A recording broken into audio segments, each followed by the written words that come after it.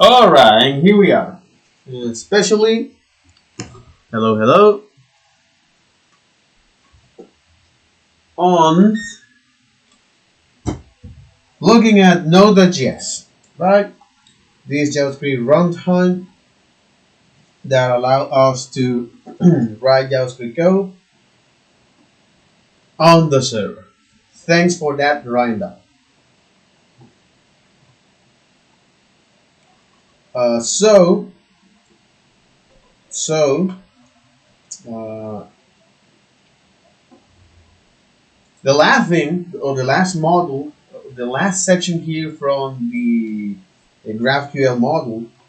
It was, well, I look at what GraphQL is, the reason of why GraphQL exists, what are the challenges or problems that GraphQL solves according to the zero to mastering structure,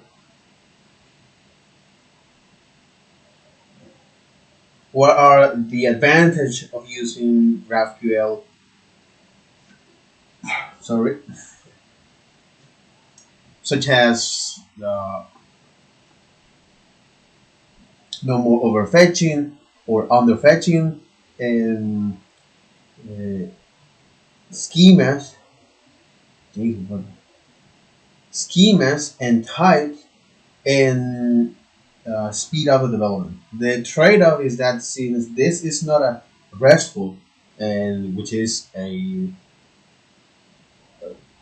already proven methods to build or design APIs, with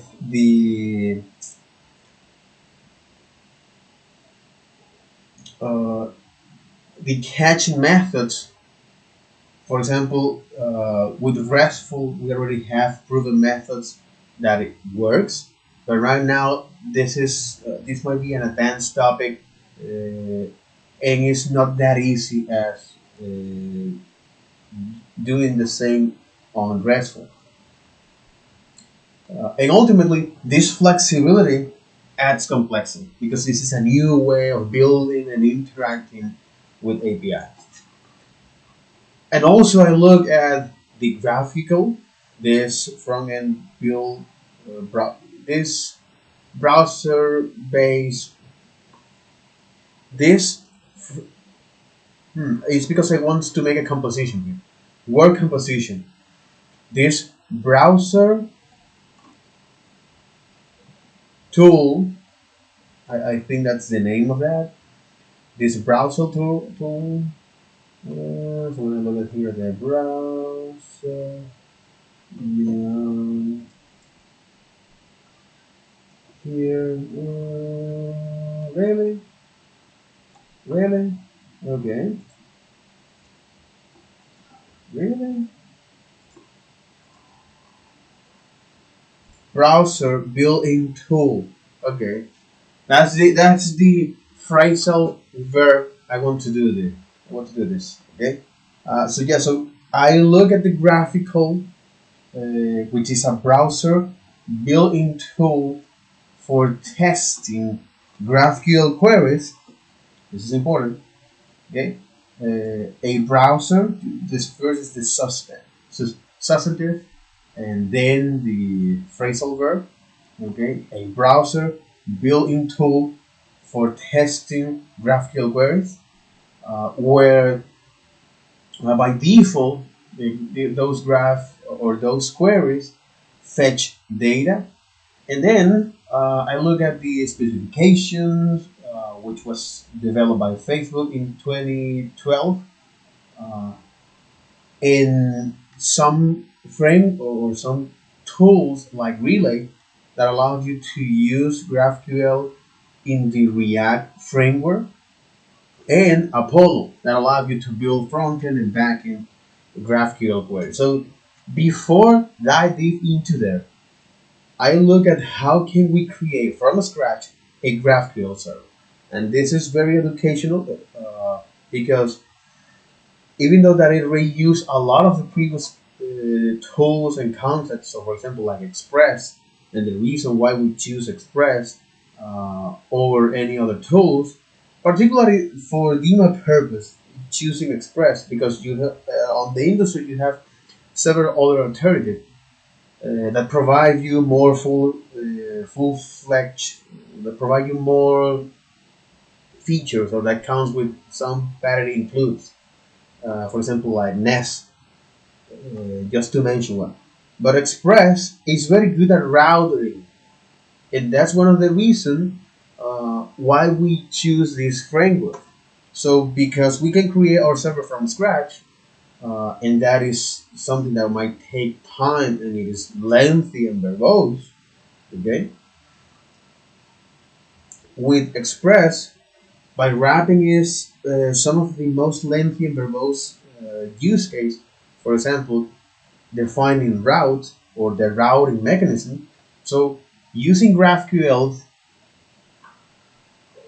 in an Express application as a middleware by installing that in our package, something that we did here, uh, here, okay, and then starting to create our type system or define our type system, which is here, right? So by including is the GraphQL package and starting to define is a type system, which contains all the GraphQL capability that your server has, and the type system, according to the specification spec on GraphQL here, the type system here. So from the specification here to the GraphQL type system, yes, describe the capability of the GraphQL server. In our particular case, it only contains two properties, description and price at the beginning, just for demo purpose, and is used to determine if the request operation is valid to guarantee the result type or to guarantee the type of the response result and describe the input types and describe the input types of variable to determine if a value provided at request time is valid. So I think this is something very, very important to understand from scratch, okay? Especially when you're defining the type system and what are the things that the type system does, okay? That determine if a request operation is valid, guarantee the type of the response result, and describe the input type of the variables or types, right? To determine if the value provided at request times are valid. So the great thing with this is that we can, with this Express middleware or the Express GraphQL, we can is not only define is the type system but also the root value or the value that the GraphQL needs to match at the beginning. So I also looked at by performing is HTTP post request to that. This is the way how you query the data, meaning that it's not RESTful. And then I started to define is a e-commerce or design an e-commerce. And deep nested objects in e-commerce are very common or application with some technical depth. This last topic is something that is very, very, very familiar or very, very um, uh, often that you can see that on the industry. Okay, the application that you're going to participate, you're going to build is something that most of the time they are dragging some technical debt. Okay, so and it is actually amazing how easy it is to query this data or really complex data structure to get the data that you want. So our API now is organized in types and fields rather than endpoints.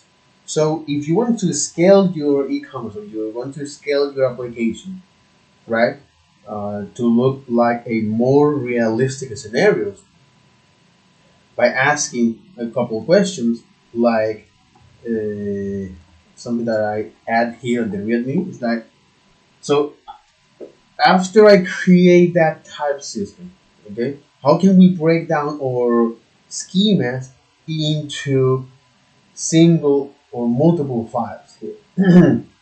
Structure our projects by features and organize our server when we need to add more complex logic to fetch our data. And here at the beginning, I look at the way to do that with tools like GraphQL tools that allow you to modularize your code or break down your schema into files, into multiple files, and also helps you organize your project based on functionality. So that's exactly what we did here. So we define is the different types of in this case orders and products. All right.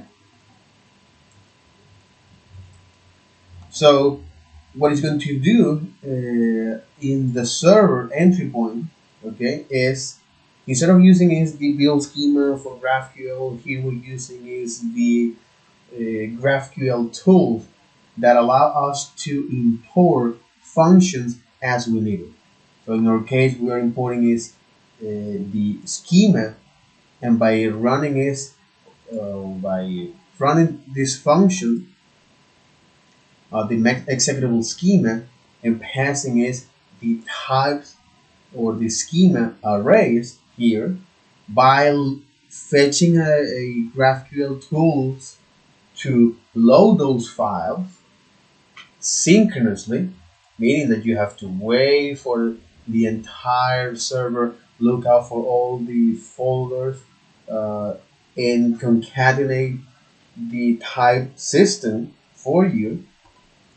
Okay, once this is done in a string, and also you can indicate this is the extension to do that, well, then you pass that types array for that. And also you here we define is this mock data as a placeholder for demo purpose, okay, and the root value for that. And if you want to use is the and if you want to enable the graphical tool or this browser built-in tool for testing or GraphQL queries, you just enable that as true. You just enable that flag. Okay, so we left, or I left here by looking is at the modularizing or something called resolvers. Okay, so again, in every large scale project or in every large scale GraphQL server has two main components. So you have is the schema and the resolvers. Okay, so what are resolvers? So the answer relies on what happens when we make a query. So GraphQL always determines if a GraphQL is valid. Okay. So yeah, we have schemas and resolvers. So we already know what schemas are.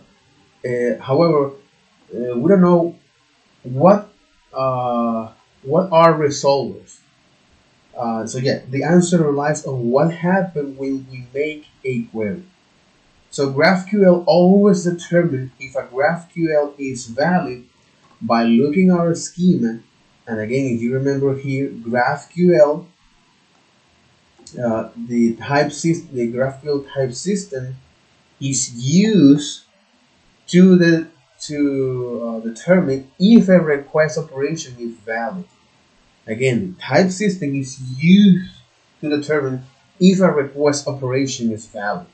In our case, GraphQL always determine if a GraphQL query is valid.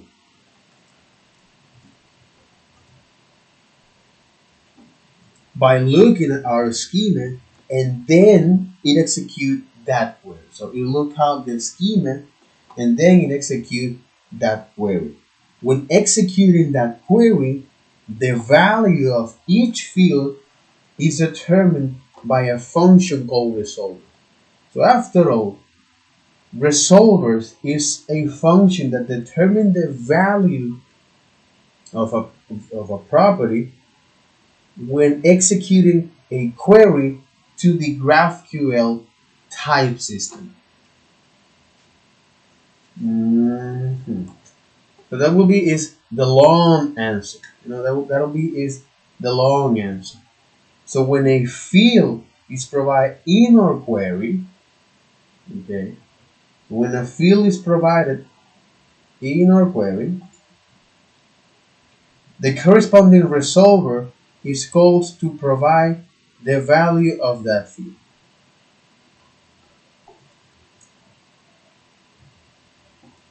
When the server has called all the resolvers found in the query, it then wraps all those values up and sends it back to the front. So when a field is provided in our query, the corresponding result, so when a field is provided in our query, the corresponding resolver is called to provide the value of that field. When the server has called all the resolvers found in the query, then wraps all those values up and sends it back to the front. So that's right, since we are running our GraphQL server here, by navigating to GraphQL here, okay, so in our case, so when a field is providing our query, in our case product, and let's say we want to get some more complex data, so when a field is provided in our query, so that let's say orders, and inside of the orders, okay, so when a field is provided in our query, blah blah blah, yeah. So when a field is provided in our query, product description orders, so for example like subtotal, okay, and also the items array, what you're going to provide is only is the quantity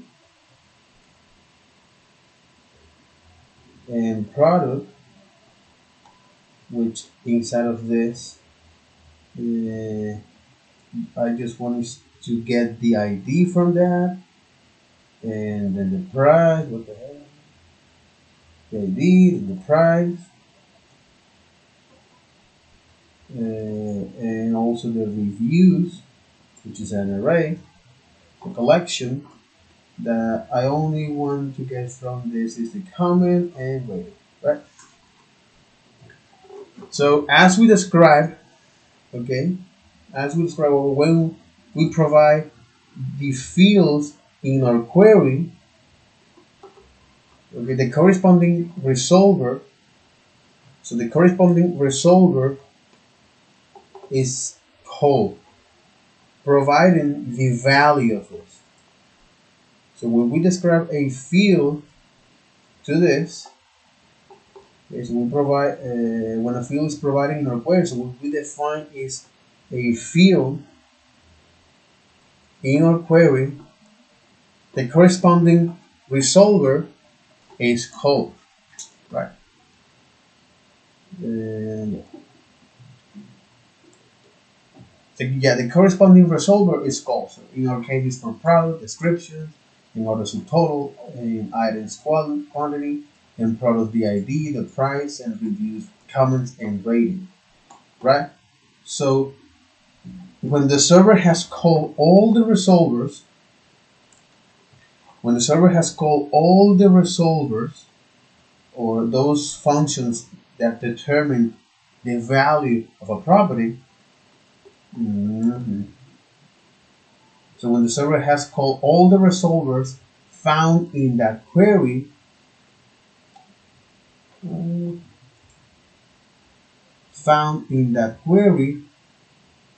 then wraps all those values up and send it back to the front.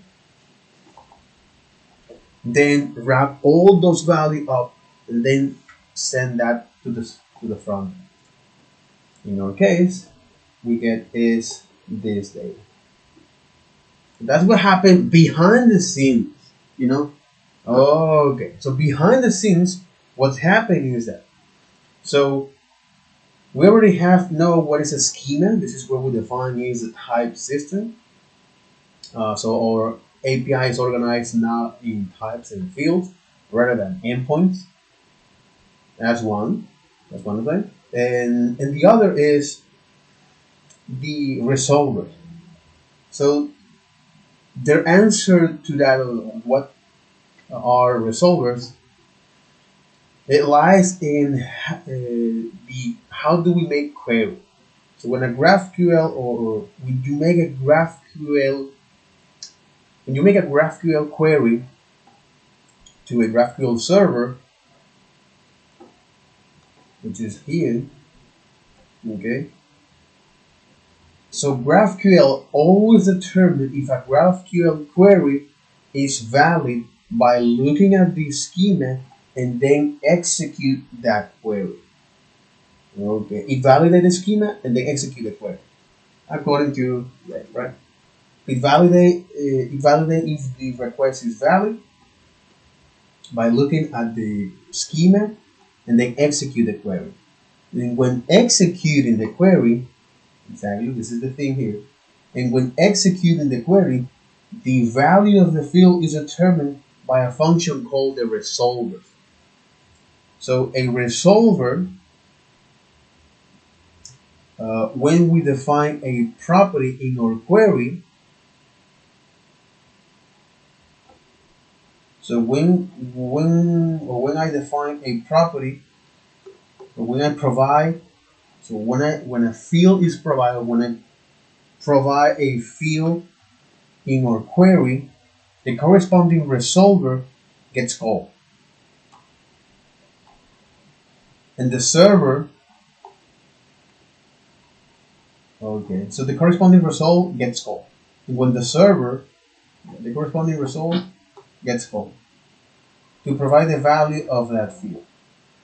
And when the server has called all the resolvers, like this, and when the server has called all the resolvers,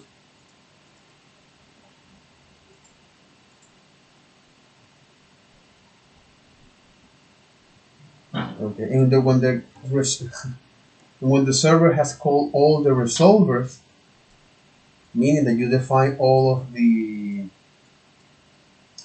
property here. Perhaps here I'm just like slow down a little bit myself because well I started to or I end up eating so much. So I ate my lunch a while ago, a few minutes ago. But yeah, I feel the peak of glucose right now.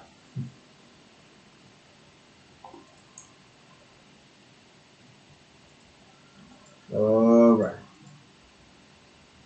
So to wrap up, so what our resolver is, right? So the GraphQL always determines if a GraphQL query is valid by looking at the schema and then execute the query.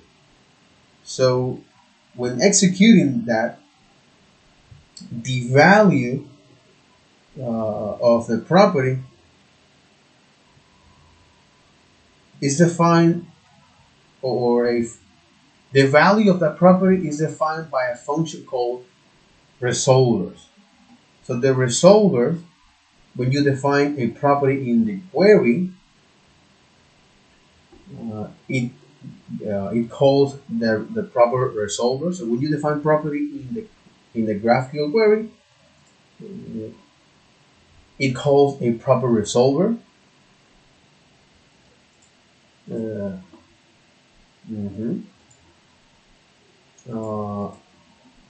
And when the server has run, okay, or when the server has called all the resolvers, and when the server has called all the resolvers found in the query, then it wraps up and send back to the front end, which exactly what happened here. So the server now identifies all of the resolvers, call all of them, wraps up, and send that to the front end. Okay. So in our case, we have all of the products and all of the orders for this, right? So we have the subtotal, the items, the quantity, the product, for that, right? So why do we need this resolver function? What are the problems it solves? So since root value determines what data comes back from our API, and we're using is an in-memory database, right? So instead of using the root value that comes from our hard-coded data, since it is not realistic that when we need a function, since it is not realistic,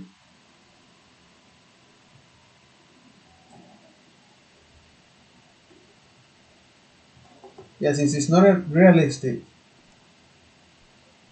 that we need a function called resolve. Since it is not realistic, we need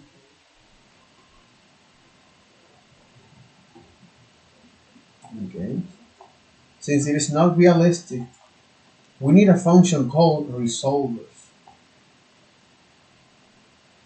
Okay, so we need a function called resolvers. And now, after I saw the theory, I'm going to put that at practice. Okay, so let's go here. None of this here, blah blah blah. Get in here. Just wants to continue here. Go to mastery. Jesus freaking Christ. Okay. No. Hit it, boy. And okay. What is this? Say you're learning strict bow.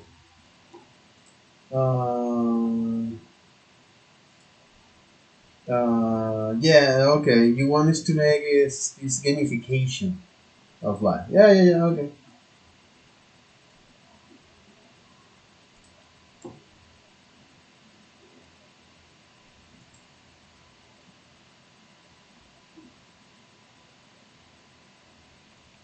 Oh man, time to start stream learning.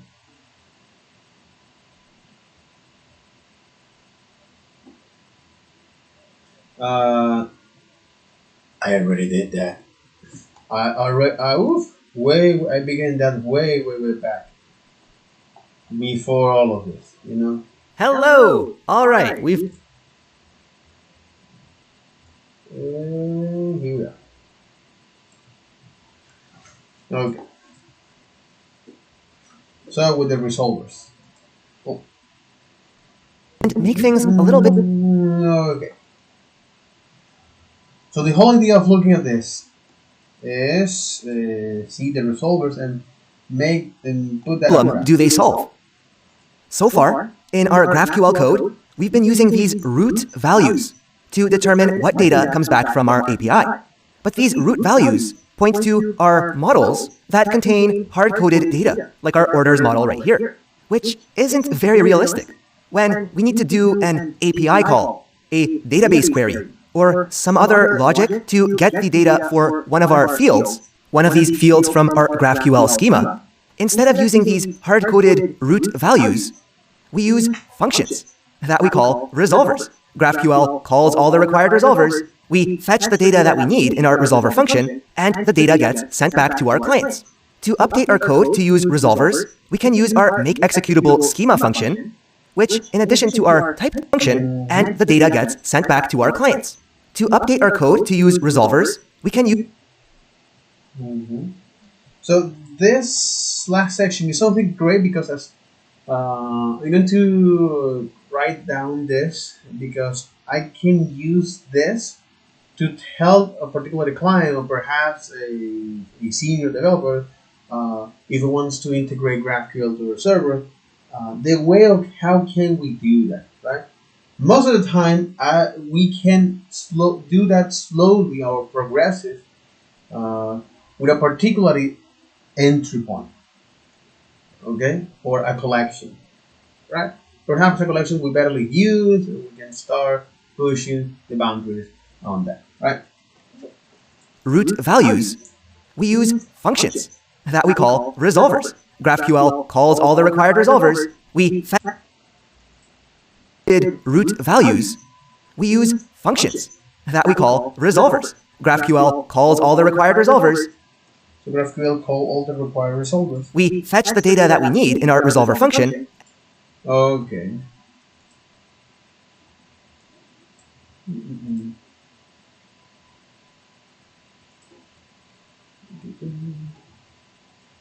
So the way of resolvers works is by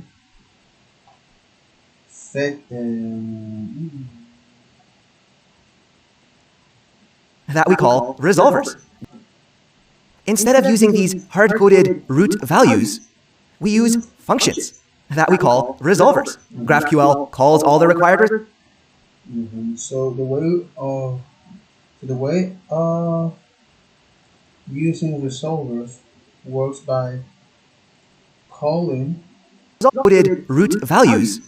We use functions that we call resolvers. GraphQL calls all the required resolvers. Exactly. So the way of using resolvers works by calling them. So the way of using it is that GraphQL calls all the required resolvers function. We fetch the data that The way of using it is that GraphQL calls the required resolvers. We fetch the data that we need inside of our resolver function. We need in our resolver function, and the data gets sent back to our clients. And the data GraphQL calls all the required resolvers. We fetch the data that we need in our resolver function, and the data gets sent back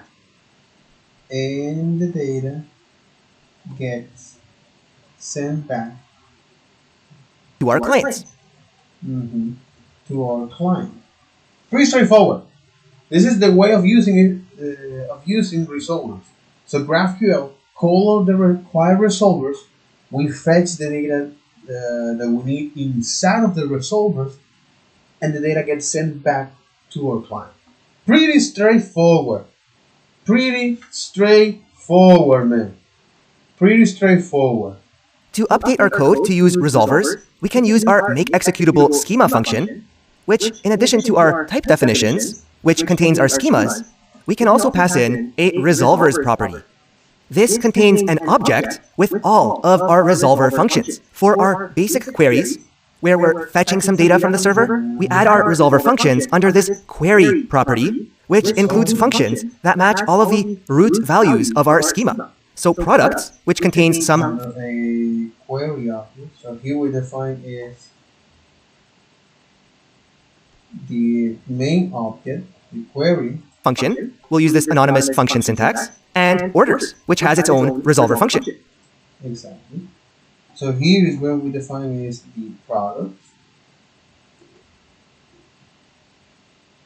as an anonymous function or arrow function, and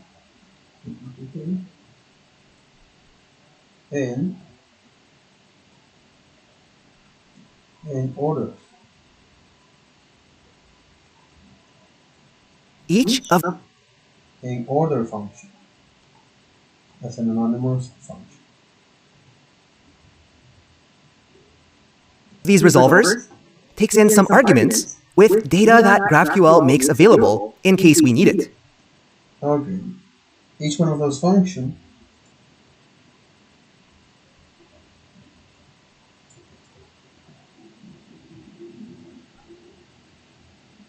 each one of those functions takes some argument in case we need it. There's the parent, the args, the context, and info. When we're passing in some root values, the parent starts out as being that in the info root object. So to return the product, when the product's resolver is called, we could just say return parent dot product, and the value from the root will be returned when to return the product when the product's resolver is called, we could and info. When we're passing in some root values, okay.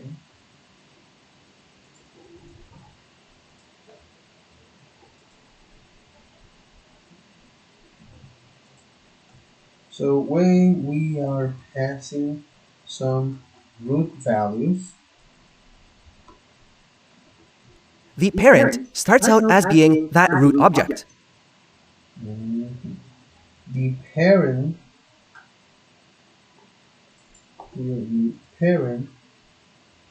okay, no. start with the root object or the root value. So to return the product when the product's resolver is called, we could just say return parent dot product, and the value from the root will be returned when GraphQL calls this product resolver. We can log that our resolver is actually being called, so we're getting the products, and now we'll know that this function is actually being used. All right, what about these?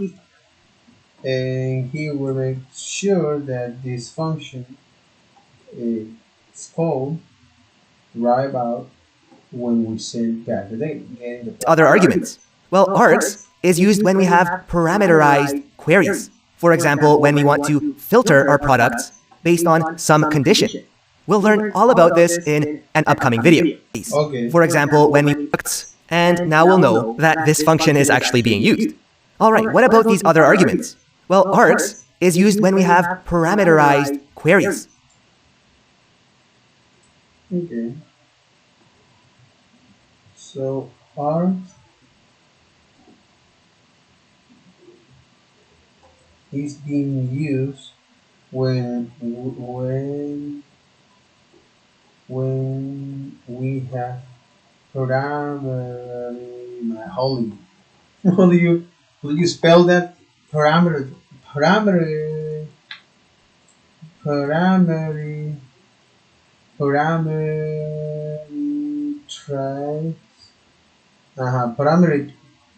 parameterized.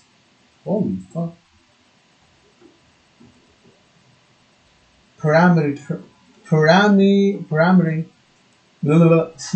Gorlami. Being used. All right, what about these other arguments? Well, args is used when we have parameterized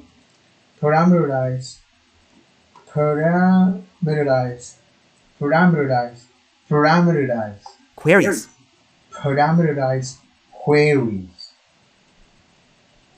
Parameterized queries. For example, when we want to filter our products based on some condition. For example, filter our data with some condition or under some conditions. We'll learn all about this in an upcoming video. Now, the context is useful for data that's shared across all our different resolvers. Context is for data that can be shared all across different resolvers.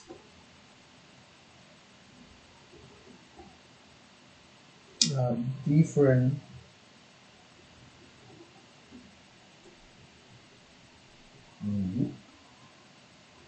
For example, if we want to pass down authentication data about Okay.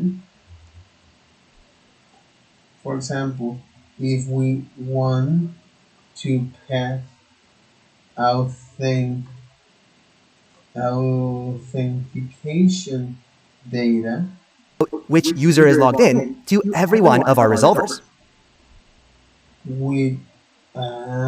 with users that log in For example, if we want to pass down authentication data about which user is logged in to okay, if you want to pass authentication data all our different resolvers. For example, if we want to pass down authentication data for example, you want to pass authentication data about which user is logged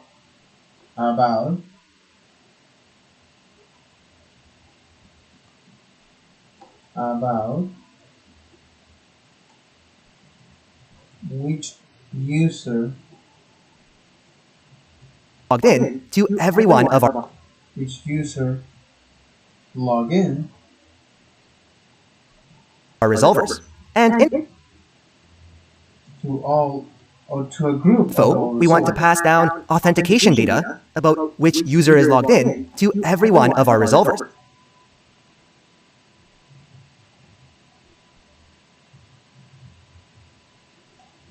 To every one of all resolvers. That's pretty interesting. And info contains some information about the current state of our operation. Mhm. And info contains uh,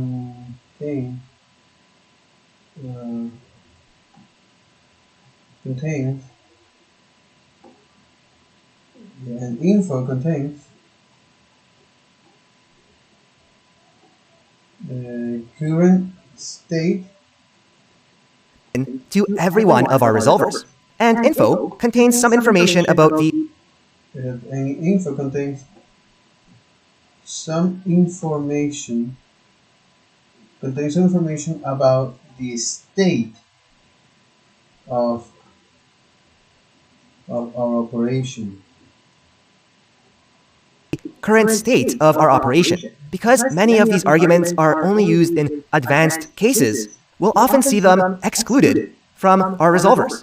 For our product, we only really care about the parent. The rest of the data is completely optional. Now, for orders, we could do much the same. We pass in the parent and just return parent.orders. And we can log that we are indeed getting those orders from this function. So getting orders. Now, if we run our server, npm start, we can go into GraphQL and execute a query. We're getting the same data as before, but it's now coming back through our resolvers. All right. So we're doing pretty much the same thing we were doing before, just with this added layer on top. But the beauty of this is that our resolvers can now make API calls or asynchronous database operations and combine Exactly. The beauty of this, after I define is this.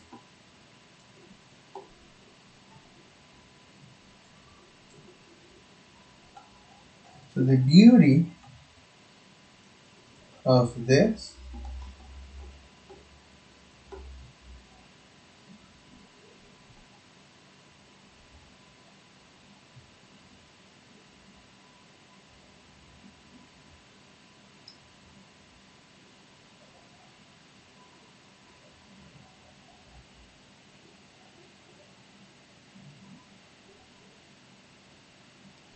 Exactly. So the beauty of this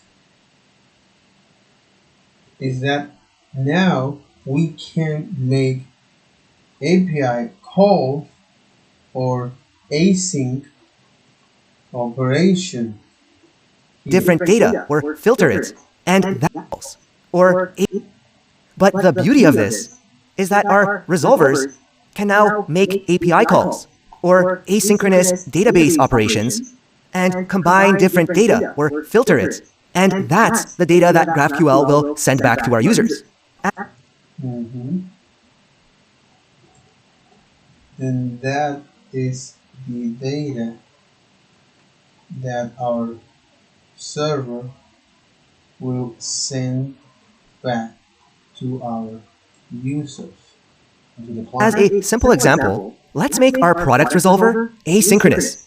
So it returned this promise, which we can create using our promise.resolve function that creates a new promise that immediately Yeah, he resolves wants to to wrap our this product's data. just GraphQL for, will now wait for this promise to resolve before sending the data back to the user. We could even make our resolver function async wrap this and use the resolve await syntax instead. and call the resolve function and pass this, oh my god, and pass this data, right? So here, what you can do is to call or define here as an async function, and if you want to get this data by defining is a variable called product, products, right? And then return that product.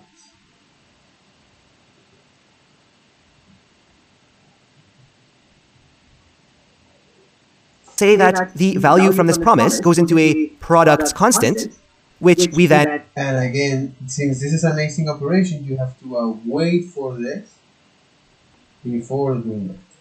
So if we run our server from scratch and we navigate here to localhost, GraphQL here, and you fetch this data, now this data is being called as an async operation.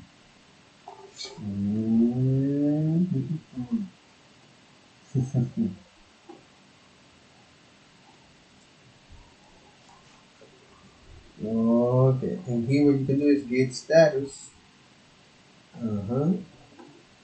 get add the server.js, get commit -n by setup an async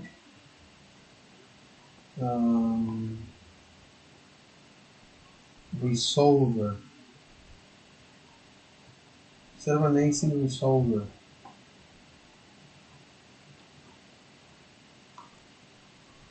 Git push origin to main repo.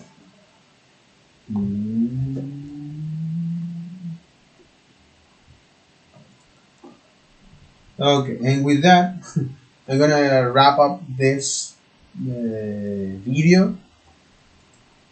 Return back. Our server will still work exactly the same. Resolvers, wouldn't it be nice to split wise for our orders? Instead of having. I'm going to wrap up this video and to see the power of using resolvers here.